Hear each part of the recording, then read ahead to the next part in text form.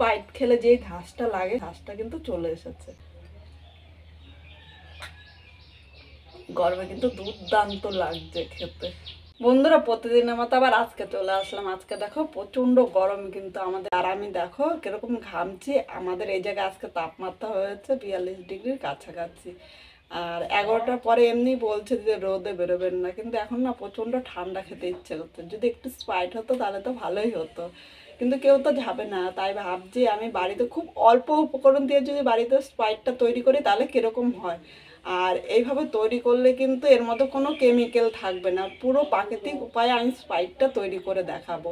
তোমরা ভিডিওটা স্কিপ করবে না, আর এইভাবে স্প্রাইট করে সবাই কিন্তু খুব পছন্দ করবে। তাহলে আমি কিভাবে করলাম চলো দেখে নেওয়া যাক। এবার তোমাদের প্রথমে দেখাচ্ছি আমি স্প্রাইটটা তৈরি করতে কী কী নিয়েছি। এখানে নিয়েছি বরফ, নিয়েছি চিনি, আর স্প্রাইটের যে ধাসটা আছে তার জন্য নিয়েছি এখানে বেকিং সোডা, আর নিয়েছে এই দেখো ঠান্ডা জল, একদম ফ্রিজ থেকে ঠান্ডা জল বের করেছি। তোমরা শুধু ঠান্ডা জল দিয়ে করতে পারো বা এর মধ্যে বরফও কিন্তু নিয়ে নিতে পারো। এর সাথে নিয়েছি দুটো লেবু দিয়ে আমার 4 গ্লাস কিন্তু স্প্রাইট তৈরি হবে। এখানে দুটো লেবুর খোসা বা লেবুর রস কোনোটাই কিন্তু আমি ফেলবো। স্প্রাইট তৈরি করতে পুরো লেবুটাই আমার লাগবে।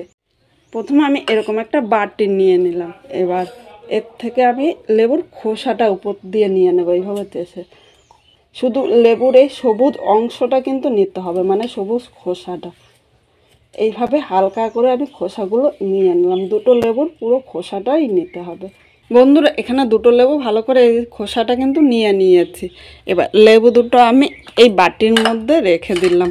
এখন এই লেবুর সাথে 1 চামচ আমি চিনি নেব। এবার লেবুটা চিনির সাথে ভালো করে এইভাবে কষলিয়ে মেশাতে হবে। এইভাবে 5 মিনিট আমি চটকিয়ে নেব। এই খোসাটা হলো স্প্রাইটের মধ্যে দেখবে এক ধরনের কিন্তু সেন্ট থাকে, মানে একটু অন্যরকম গন্ধ থাকে, তার জন্য কিন্তু এই খোসাটা দেওয়া। আর আমি যেইভাবে করছি খুব সহজ পদ্ধতিতে তোমাদের সাথে দেখাচ্ছি, আর খুব সহজেই কিন্তু তোমরা করে নিতে পারবে। এখানে চিনিটা খোসার সাথে ভালো করে মিশিয়ে নিয়েছি।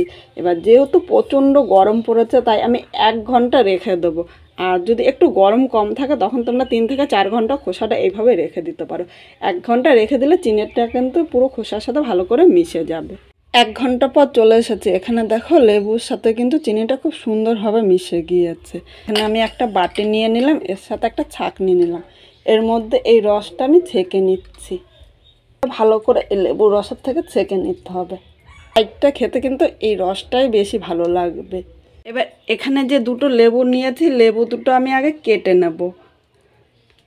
আমি প্রথমেই বলেছিলাম স্প্রাইট তৈরি করতে কিন্তু লেবুর খোসা কোনোটাই কিন্তু বাদ যাবে না। লেবুগুলো কেটে নিয়েছি। এবার আরেকটা আমি বাটি নিয়ে নিলাম, এখানে একটা ছাঁকনি নিয়ে নিলাম। এবার লেবুগুলো এর মধ্যে আমি ছেঁকে রসটা নেব, যাতে লেবুর খোসা বা এই যে বীজগুলো যাতে এর মধ্যে না পড়ে, এর জন্য লেবুর রসটা কিন্তু পুরো ছেঁকে নিতে হবে। এবার এখানে আমি 4টে গিলাস নিয়েছি। প্রথমে আমি নেব লেবুর খোসার যে রসটা আমি তৈরি করে রেখেছিলাম, এখানে 1 চামচ করে 4টে গিলাসে 4 চামচ দিয়ে দেবো। এর বেশি কিন্তু আপনারা দেবেন না, বেশি দিলে কিন্তু একটু খেতে ভালো লাগবে না। এখানে দেখো টোটাল 4 চামচ হয়েছে, 4টে গিলাসের মধ্যে আমি ভাগ করে নিয়েছি। এবার আমি নিয়ে নিলাম লেবুর রসটা আমি 1 চামচ করে নিয়ে নেব।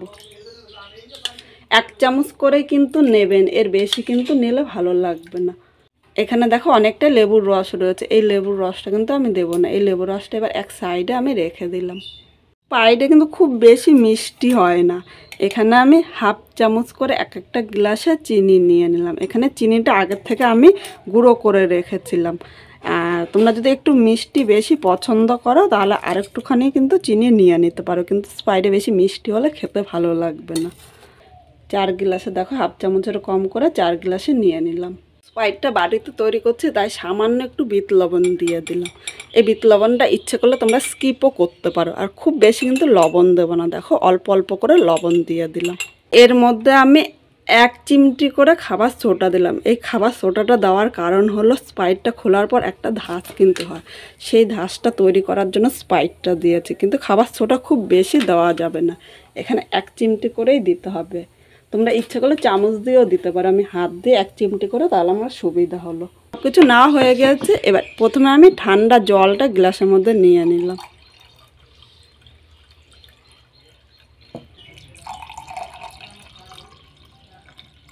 এবার এর মধ্যে আমি বরফ নিয়ে নিলাম, প্রতিটা গ্লাসে 2 টুকরো করে আমি বরফ দিয়ে দিলাম, কারণ ঠান্ডা জল দিয়েছি, এর থেকে বেশি কিন্তু বরফ দেব না।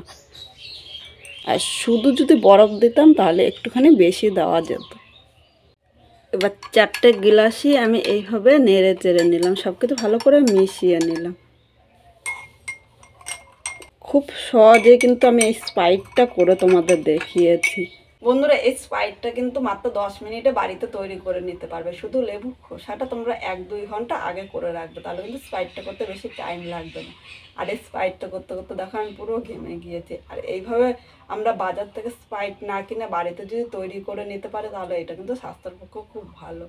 আর খুব সহজভাবে তোমাদের করে দেখালাম। তাহলে কীরকম লাগলো স্প্রাইটটা অবশ্য কমেন্ট করে জানাতে কিন্তু ভুলো না। এবার আমি একটু স্প্রাইটটা খেয়ে বলছি তোমাদের কীরকম হয়েছে। দারুণ দারুণ হয়েছে। তোমরা এই জায়গায় যদি আরেকটু মিষ্টি চাও তাহলে আরেকটু মিষ্টি দিতে পারো। স্প্রাইট খেলে যেই ধাসটা লাগে খাবার সোডা দেওয়াতে সেই ধাসটা কিন্তু চলে এসেছে। আর খুব সহজেই নতুন কোনো বন্ধু যদি আজকে আমার এই ভিডিওটি দেখতে আসো, ভালো লাগলে একটা কমেন্ট করো আর সাবস্ক্রাইব করে আমার পাশে থাকো, যাতে এরকম নতুন নতুন আরও ভিডিও আপলোড করার সাথে সাথে আপনার কাছে পৌঁছিয়ে যায়। গরমে কিন্তু দুর্দান্ত লাগছে খেতে।